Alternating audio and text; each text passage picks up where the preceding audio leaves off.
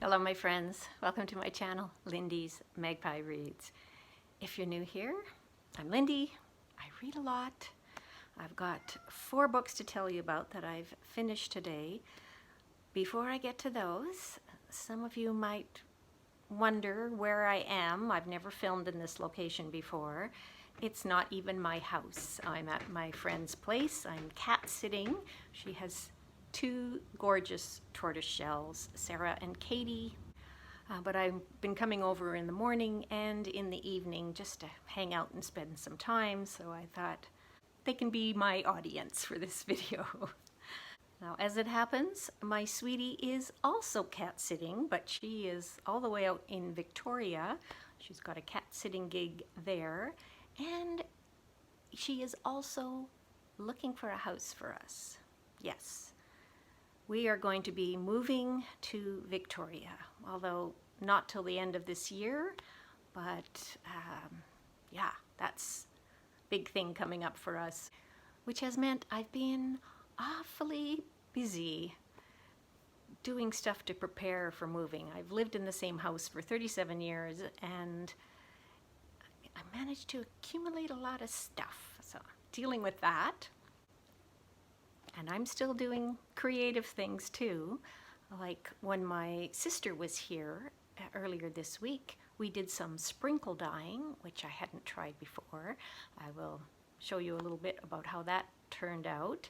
The combination of pre-treating the fabric plus steaming will make these designs permanent on the fabric. The garden has been just so lush and gorgeous. The lawn needs mowing. I'll get to that soon. But I did have a chance to get out of town to a nature preserve called Bunchberry Meadows. Went out there yesterday with a friend and had a lovely walk in the woods and through the meadows. The harebells are blooming right now, lots of butterflies. I didn't get any of those in my photos. But speaking of insects, there were a couple of bald-faced hornets doing something to each other on my back patio, so here's a bit of footage of that as well. So as I've been sorting through my clothing, I have all these t-shirts that I got for the years that I volunteered at the Edmonton Folk Music Festival.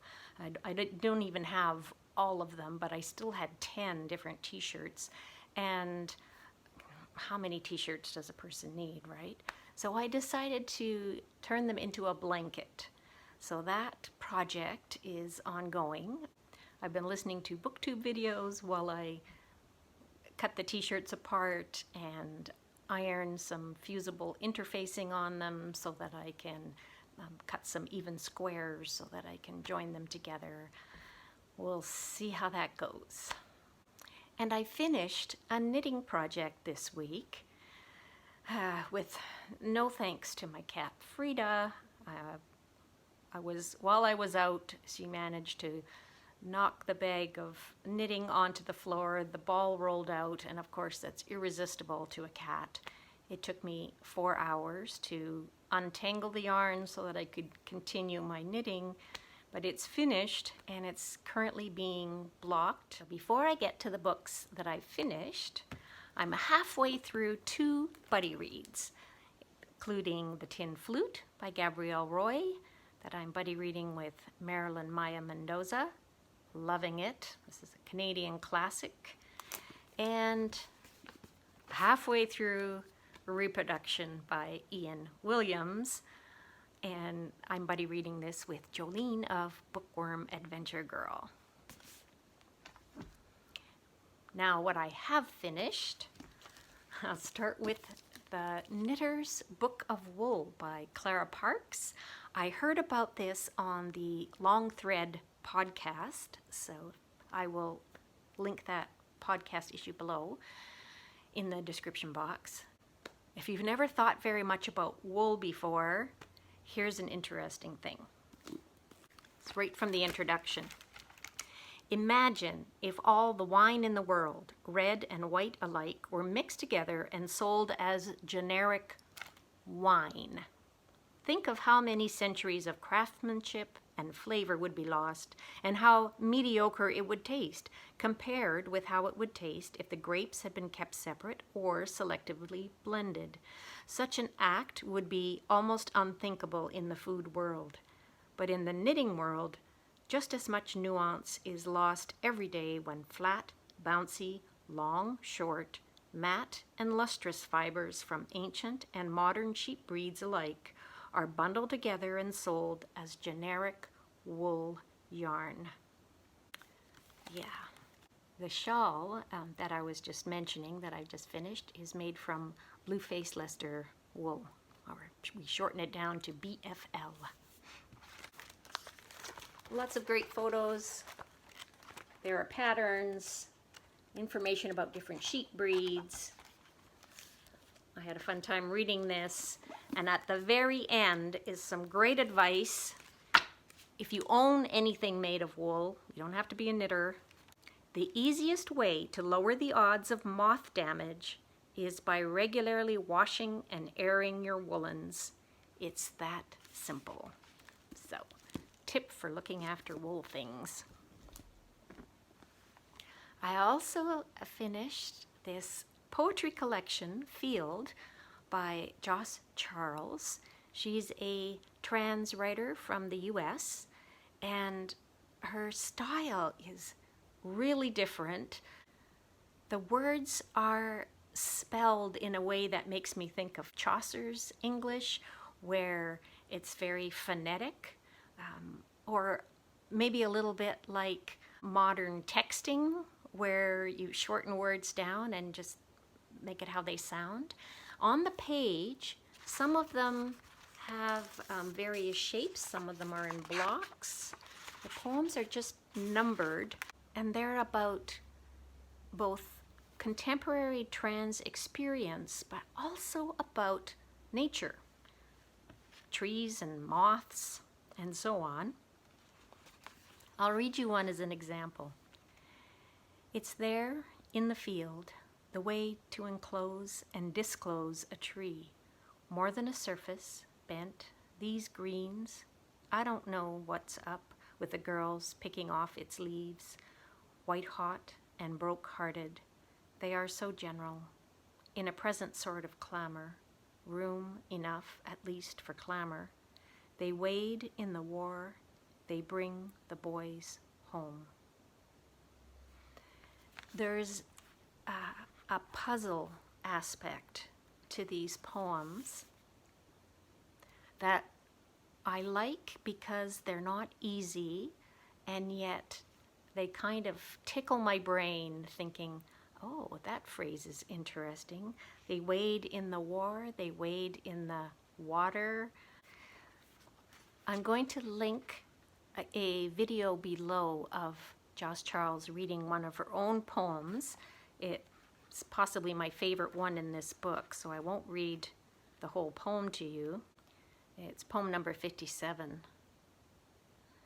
And it's the line, "Did you know, not a month goes by, a tran I know doesn't die." Wow. That line really struck me, and the whole poem is great. So if you want to know more, have a listen to the video I'm linking down below. The reason that I picked up Field is because it was in the list of the 25 most influential works of post-war queer literature. That was in the New York Times a while back, and so I will link to that article below if you want to know more. Next, I'm going to tell you about an audiobook, nonfiction, Art is Life by Jerry Saltz, who's an American art critic, and this is a collection of his essays, columns, writings over a period of time. They're all from the 2000s, and they're in chronological order. Towards the end, he has some really personal memoir-type writing, and it was really interesting to hear more about his own life and how he came to be an art critic. He was 39 before he started writing about art, and he had never written anything before. He graduated at the bottom of his class from high school. He worked for a long time. He did work as an artist, but then didn't have faith in himself, and then ended up being a truck driver and museum guard and stuff like that before he became a critic. And I really love the way he writes about art and what it means to us as a society, as part of culture. So I've bookmarked so many passages in this audiobook. I'll just read you one that I've transcribed. And this is from the article called Look Outward, Artist, What Photography Can Learn from Danny Lyon, and it was published in 2017. Our current moment gives all of us agency. It falls to us to take matters into our own hands. No one is a spectator. We're in it. Individuality and the group mind are mingling in new ways. This is why we mustn't become art police, demanding that art must be political. All art is political because within every contemporary artist is the deep content of our time. He mostly talks about contemporary artists, but he also discusses Renaissance art and cave paintings. I loved his description of going to see the paintings at Nyon in France. If you are at all interested in art, I recommend Art is Life. Now, this last book, the best book that I've read all week, I have been recommending this all over the place in person to people when I meet them. Read Fireweather by John Vaillant.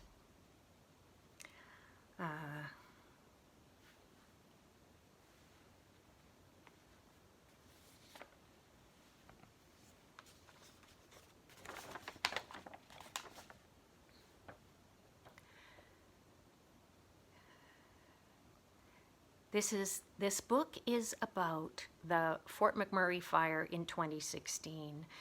It was unprecedented. Fort McMurray, which is in northern Alberta, the province where I live, is in the middle of the boreal forest. Fire is a normal phenomena in the boreal forest. The main tree species in Canada in the boreal forest is the black spruce, and it is a tree that needs fire as part of its reproductive process to open its cones, clear light space for new seedlings to grow, etc. So what happened in 2016 is an example of what's happening with climate change, and Vaillant does go further into climate change in the second half of the book. In this first part, it's written in such a gripping way. He talks about individuals and their experience in the fire. The entire city had to be evacuated. There were something like 60,000 permanent residents and then maybe another 30,000 temporary workers working in the tar sands. Now, the tar sands contain bitumen that can be processed into oil for fuel. The industry of it takes up about 1,000 square miles, so it can be seen from outer space. If you've read Ducks, 2 Years in the Oil Sands by Kate Beaton, you'll have some idea of the work and the magnitude of the tar sands. So, on this particular hot May day, a forest fire that was burning outside of town. This was not unusual. There's lots of fires around Fort McMurray and other northern communities, but it overran the town, and within a really short period of time, people had minutes to abandon their homes and flee. And there's one highway out of Fort McMurray, one highway south. You can go north, but you end up in work camps. It's dead ends. And people had cell phone footage driving down this highway, bumper to bumper, with walls of flame on both sides. And the amazing thing was, I think only 2 people died, and that was as a result of a crash. It wasn't the fire. That everybody got evacuated. I learned so many things about fire in general. These are things that scientists had never seen before. The way that the environment, being hot and dry because of climate change, is allowing fire to burn really, really hot and generate its own weather system and tornadoes. And even places like the Maritimes, Eastern Canada, a wet sort of environment, are also hot and dry. And earlier this month, there was wildfire in Nova Scotia. There are, of course, fires in Australia and in Europe. California, of course. California has been severely affected by fire. So not only is this a gripping read, but it's also a really important one. I hope it's a wake-up call. What are we doing to our planet?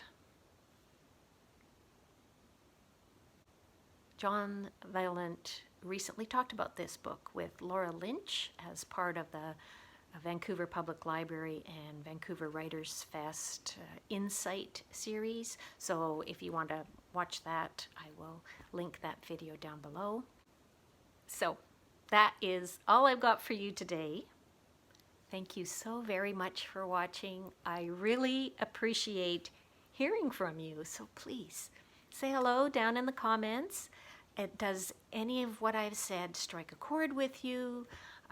Do these books interest you? Are you a knitter or working with natural dyes or any of those sorts of things?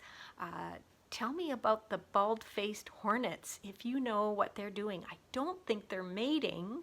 I've seen hornets with one on top of each other mating, and I don't think that's what they're doing. So what? And anything you want to say, that's what the comments field is for. Bye for now, and we'll see y'all soon.